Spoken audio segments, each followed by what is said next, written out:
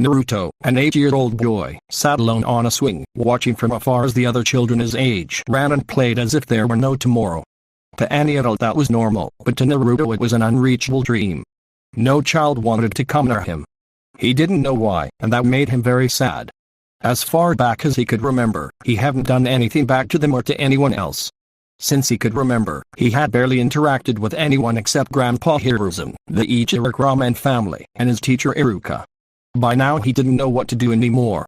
So, gathering his courage, he slowly approached the other kids. The little ones were playing with a ball, passing it to each other, until one threw it poorly and the ball rolled right to where Naruto was. He caught it with his hands. When the other children saw him, an awkward silence fell over the place. "Can I play with you guys?" Naruto asked with a shy smile. One boy quickly came over, snatched the ball from his hands and pushed him hard, making Naruto fall to the ground. "You can't play. And you better stay away from us. Our parents say we shouldn't hang out with you." After saying that, all the children ran off to another spot to keep playing, leaving Naruto lying in the dirt. He had thought that this time it would work, but instead he just felt sorry for himself and an even deeper distrust toward others. At least he was glad they had left and couldn't see him so humiliated anymore. He got up, brushed off his clothes and decided to head back to his apartment, where everything was always the same, lonely, somewhat dark, and boring. What did he do day after day?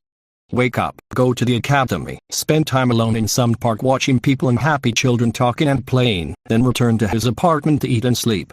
Today was no exception. He prepared instant ramen. He could have gone to Toichi and Ryom's place, but he preferred not to spend all his money there since he needed it for other, possibly more important things. It was Friday afternoon. For most people that meant free time, family, and friends, but for Naruto it was just another day. He had no blood family and no friends. He didn't know who his father or mother were, whether he had siblings, uncles, or grandparents. Sometimes he thought he had simply appeared on the earth, though he knew that was an exaggeration.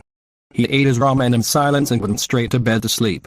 At dawn he showered, left early while there still weren't many people on the streets, to avoid those hateful stares from the villagers, and found a lonely bench where he could sit and watch.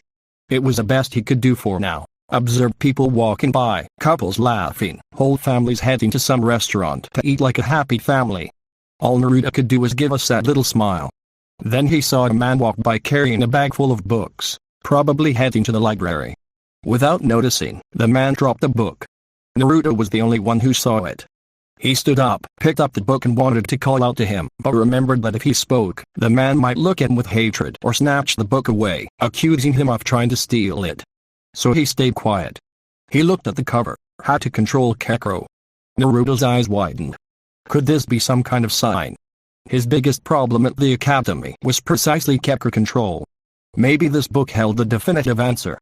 He knew that if he could master it, he could perform almost any jutsu. Without thinking twice, he smiled, clutched the book to his chest and ran back to his apartment to read it without anyone interrupting. Once there, he sat on the small sofa and began reading.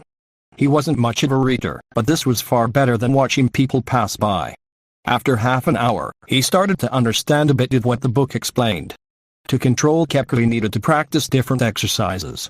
He left the apartment again and headed to the forest, book in hand. Okay, if I'm not mistaken, I have to channel Kekro onto my feet to climb a tree without using my hands. Too much Kekro and I'll break the bark. Too little and I'll fall. Naruto closed the book, took a deep breath and began trying. The first attempt ended with him falling flat on his butt. Too little Kekro. The second attempt broke the bark. Way too much. He got frustrated, but he knew it was part of the process. He made himself a promise. He wouldn't leave until he had climbed the entire tree. It was already nighttime and Naruto had only reached halfway up the tree. It was close to midnight and he should have been sleeping, but he decided to give it one last try. He ran toward the tree and climbed with full concentration, without losing balance. Before he realized it, he had surpassed his previous limit and reached the top. He quickly grabbed a branch because there was no more trunk left to climb. From up there he could see a bit of the village hidden in the leaves lit up. He was exhausted, sweaty, but happy. He knew this was only the beginning, since there were still other tests to come. He climbed down and returned to his apartment looking like a complete mess. He didn't even shower. He just threw himself onto that bed and fell asleep instantly. The next morning, almost noon, Naruto opened the book again. He had eaten at Ichiro Ramen early, so he was very motivated. He read the next exercise, splitting a leaf in two using only his fingers and kekro. He practiced all day and, surprisingly, succeeded in less than 3 hours. He didn't know exactly what the key factor was, but he guessed the previous day's kekro control training had helped. Even though it was only his real first day, he decided to leave it to luck and keep practicing. At the end of the day he returned to his apartment. It was a repetitive routine, but necessary. Maybe tomorrow he would buy another book, something on stealth, sword handling, or similar topics. Although the academy already taught those things, Naruto knew most teachers didn't explain them properly to him or punished him without reason right before important activities for his future as a ninja. Monday arrived. At 9 in the morning he was already at the academy, listening to the ninja history class. Naruto didn't sit all the way in the back nor in the front, but in the middle. For him it was the best way to go somewhat unnoticed. It wasn't the smartest strategy, but at least when Sensei Iruka looked for someone to answer, he usually checked the front or the back first. After classes ended, Naruto went straight to the academy library. Fortunately he found the books he needed.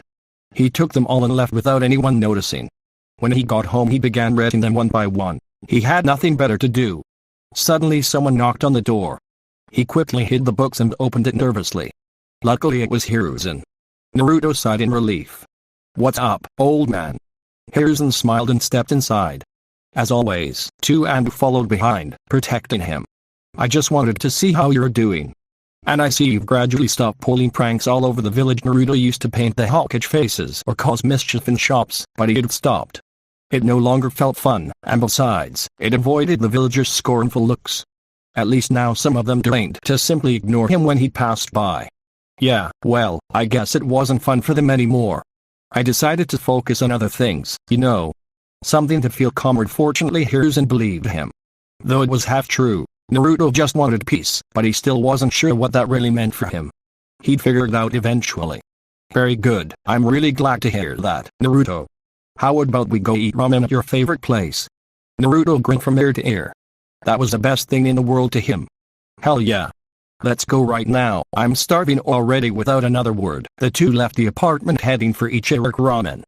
Days later something no one expected happened. News of the Uchiha clan massacre at the hands of Itachi Uchiha.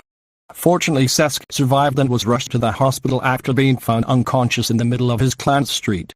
When Naruto heard about it, he couldn't believe it. Although he didn't know Sasuke very well, over the following days, which turned into weeks, he noticed that Sasuke's attitude became colder and more distant. Curiously, that attracted several girls in the classroom. For Sasuke it was a problem. He didn't want that attention. Naruto looked into his eyes and understood perfectly. What he wanted was revenge. Sometimes, when Naruto passed by a training field, he saw Sasuke training alone. At least he realized they had something in common. They were both alone.